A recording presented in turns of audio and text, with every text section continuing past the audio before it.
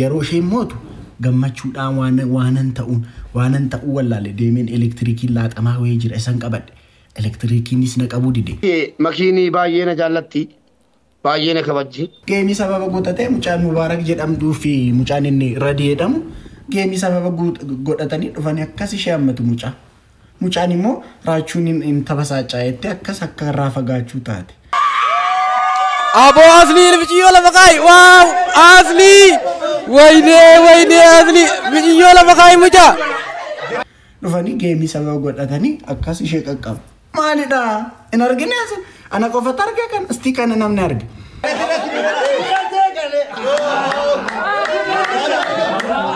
Dr. Abduse gadilla kibtubo Oromo wallahi Oromo ummata miskina wallahi ummata miskina.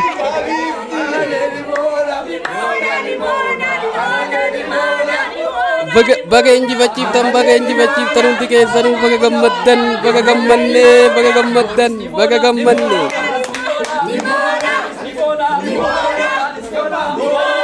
Geemii sababa godhatee akkas godhante. Maalidha? Waltuttu kun barbaachisaadha. Qo'aa dhufu. Akka abbaatti. Nama addaati ani siidhaafi. Akka abbaatti. Garuu abshir ani nan jedhe malee nama sijalaa amaan lalu miti waan ati na shakkituuf hin beeku dhugaa rabbii. Na shakkin. Shakkii otoo hin ta'in wal baachuun wal hammachuun naaf barbaachise. Ruucaa miti. Makiin immoo boqottee edalle irratti mullee dhugaa rabbii dubbachuudhaaf maal dhoksinaa miti. Hirriba malee bulame amma haa boqottu dhiifama godhaa fi intala dubaraatiin beektu dadhabdee jirti. Haa boqottu isiniin boonti baga gammaddanii galatoo dhaabadha. Hundi keessanuu dhaabbadheetiin isin galateeffadhaa Oromoo koo thank you maal akka hin jiru hin beeku dhugaa dubbachuudhaaf Oromoon alaabaa kanarra waan addunyaa kanarratti uumame caala wannummaan tana alaabaa kanan geessu jechuudha. Daa'imandii warqii fooqii wanni fedheewu alaabaa kanan geessu. Saniifuu anaaf immoo Oromoon alaabaa kanaa jechuudha. Bakka waan itti isin ibsu waan hin qabneef alaabaadhaan isin ibsee sini jaaladha sini kabaja naaf kabajamaa naaf jiraadha Oromoo kana jaalatus kana jibbus kana qeequs hunda keessanuu sinin jaaladha.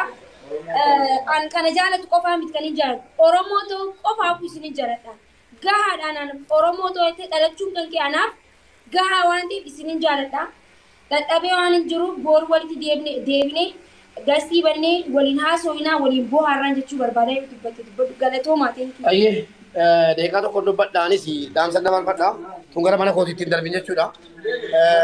Hawaasa keenya kabajamoo galatoomaa ulfaadhaa malee jecha ittiin sin ibsinu hin qabnu galatoomaa nu isheen xiqqaata jecha dhabne waan haasofnu hin qabnu makii jechuun nu jechuudha. Oromoo guutuu jechuudha akkuma kanaan dura beeksisa irratti dubbataa turre. Wallaahi nu gooskitanii ilmaamni keenya sirriidhuma uummata kuma soddomaa oltu dhufaa inni jaallatu inni jibbus Oromummaa qofaaf Oromoo waan isin taate qofaaf irratti hirmaata inni alhamdulillah saalfanne kuma soddomaa ol tilmaamne akkuma tilmaamne 60 ol taatanii galatoomaa ulfaadhaa isiniin jedha.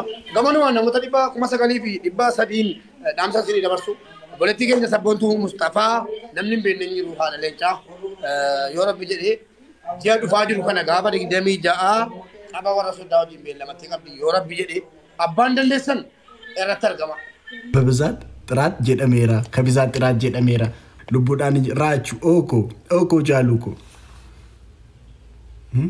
በገገመደ ቃሊኮ ሰቦና ኦሮሞ ገርማ ሙቶላ አማ ወደ ጃለሊ እሺ ሲትጭማ ማል ጀቹ ሌንጭ ኤክስፖርት ጎነካ ገርማ ሙቶላ ካርቱም ሴኔራ ዋመሊ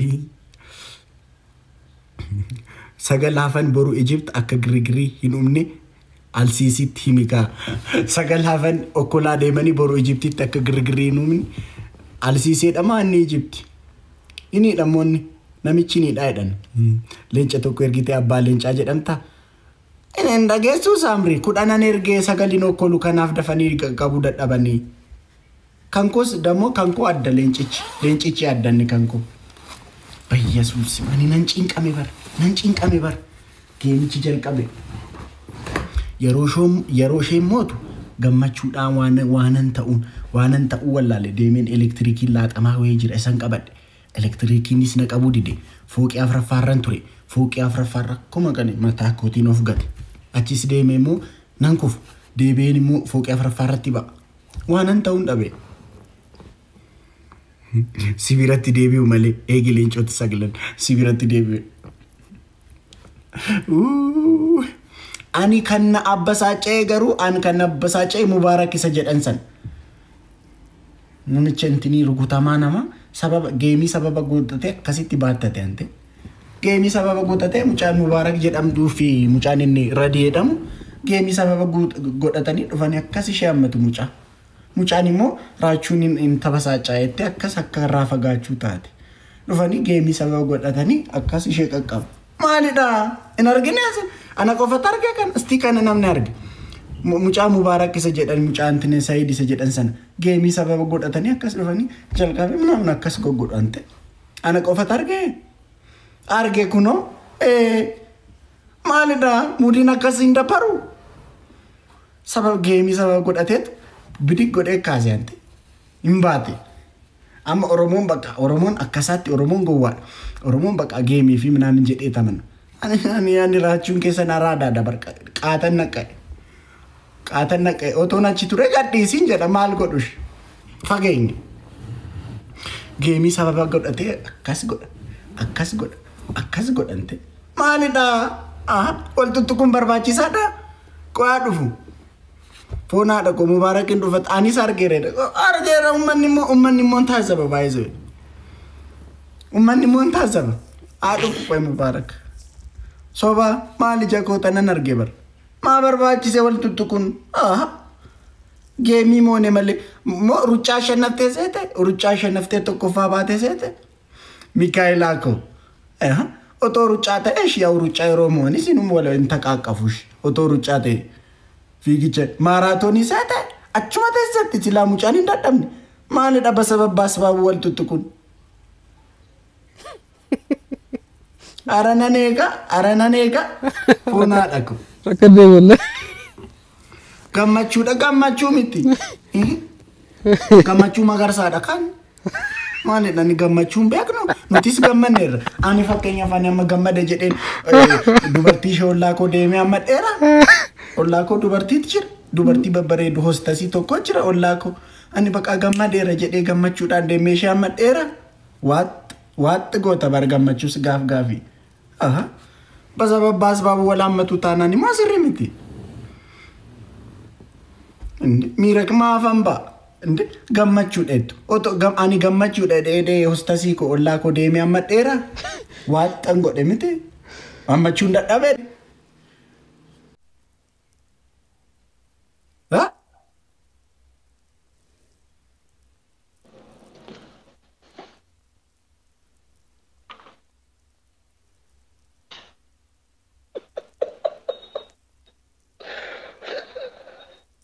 abbaaf mucaa fakkaattu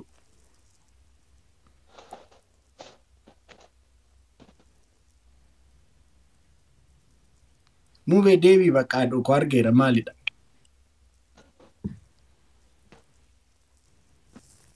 maalidha kaameraamaanii shuguxii moo kaameraa qabate maa takkoo saattartaniin kolfitanii akkas abbaaf mucaa fakkaattu foonaadha ko borcii ay mubaarak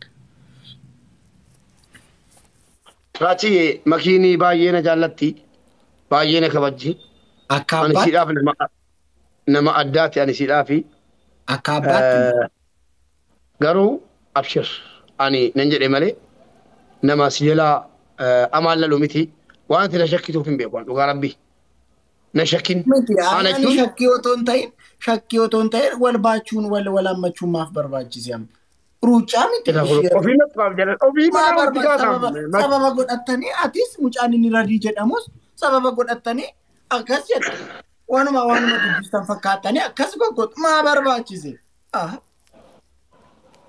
jechuun koo ani gaa gammachuudha ani hin baanne bari baattuu qaban ture silaa akka seeraatti akkuma aslii sana baattuu qaba. Gammachuun walaammachuudhaan ibsama. Isin namamti wallaahi naan biraa deeme raachuu na taasisabda yeroo biraa deeme mubee kottu ta'i mubee nama hunda keessa jechuudha namamti. Maayi miti mubee gammachuu inni lilchitani ililililil jettani ililililil jettu gammachuun kanaan hin ibsamu eegdoo lammachuu qabdu gammachuu ililililil otoo jettee bakka gammachuudha kun nutis walumaa qabna. Isi ana naamani amma qanyaa keetii miti an nan barbaada siifan eegaa konkolaataa kootiin bakka isin barbaadde sii geessaa. Is shakkii anarraa fudhu jee kanarraa fudhu. Abshir. Ani bar xirixaaree otoo hin ta'in gammachuun karaa baay'eetti ibsamaa jedheen. Amma fakkeenyaaf ani gammadeera jedheen ollaan koo hoostasiidhaan dubartii bareeddu jira ollaan koo. Ani gammadeera jedhee deemee ishee ammadheera hin ammanne manuma koon taa'e. Gammachuu ibsachuuf bara walammachuun barbaachisaa miti. Otoo barbaachisaa. Reediin immoo intala tokko makii bira teessi yeroo si taphattu. Yeroo si mootee kaatu fiigee dhufe nama shabbi godhee intalatti ol fuudhee akkasii. Intalitti amma mirga isaati yoo barbaade hudhee yoo ajjeesu. Maa makiiso yoomni siree makiisa achirraa kan butee fuudhee isaan bilbilaa hojii. Isatu naabbasaa caakaan isatu naabbasaa caaban. Reedii yoo jala jiraatte please dhiisii waan akkanaa shaasheeko waan akkanaa dhiisii. Only about a TikTok game. Why game TikTok tokko qofaa miti. Dhugaa rabbii tokko hundumti keenya tokko taane mucaa kana gargaaruuf afaan tokkummaadhaan hundumti keenya participate goone. This means a lot guys. Hundumti keessan kabaja qabdu ulfaadha naa jiraadha. This means something bakka. Amma fakkeenyaaf guyyaa bira ani baay'ee na cinqisiisa ture. Like intini yeroo wala rabsan gandummaadhaan intiniin jedhanii yeroo wala rabsan dhugaa rabbi baay'ee na cinqa ture. Jechuun bakka Oromoon kun maalidha tokkummaa isaa gataara Oromoon gandaan wal qoodaara namni jedheen baay'een cinqaman ture. Har'a garuu maalan ilaale waan hundumtu soba bakka. Wanti gandummaa jedhamuun jiru jechuudha. Oromoon tokko. Na like baay'ee na boonsitan. Waa'ee geemichaa miti guys. Hundumti keenya afaan tokkoon waan tokkoof kaayyoo tokkoof walumaan participate goone. Na otoo waliin qoodin hundumti keessan waan tokkoof participate gootanii na kun ergaa guddaadha qaba jechuudha. Wanta sireesiin yoo dhufu Oromoon gandaan waliin qoodu jechuudha. Oromoon tokko. Na baay'een proud isinitti godhe.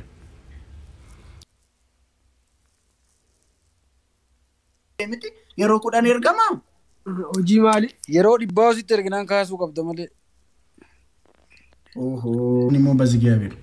In erga nan dida. Aha.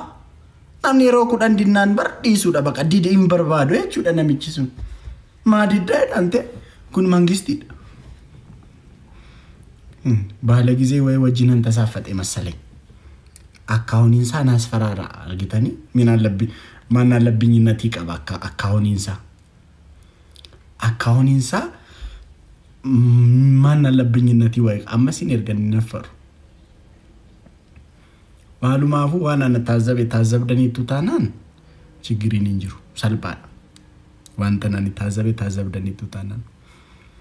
Akkaawuniinsaa hin sodaachisa baay'ee. In sodaachisa. Anatu giximii isaate masalee. Daginatu anis maali? Hiriyoota baala gizee ta'an qaba. Yoo girgirii kaasuu barbaadattaanaan anis girgiriin irratti kaase. Maa diddaadha? Diduu mirgan qaba Oromoo. Amma fakkeenyaaf inni naa erge miti. Diduu mirgan qaba ammaan. Maa diddaa maalidha ammashti? Maa diddaa jedhee bara? Abbaa leenca godhanii.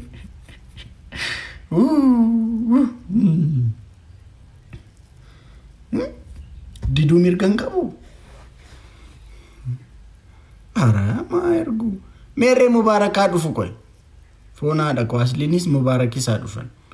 Waamalli nu dhibee jennee bitaa mirgaa. Waamalli nu dhibee. Raachuu abbaa leencaa ምናምን jettanii simmeetii keessan hangashiinaa baay'ee Kanaan boodaan akkasitti naqaltu taanaan naqaltu malee gadhiisu leenca. Mudii keessa nan gashinaa yeroo akkan deddeebisee gadhiisu nan godhina.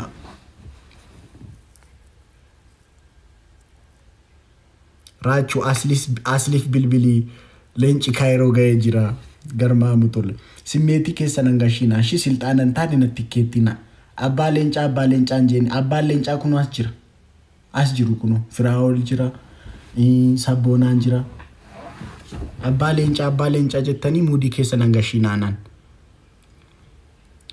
Wamalli no dhibe jenne bitaa mirgaa wamalli.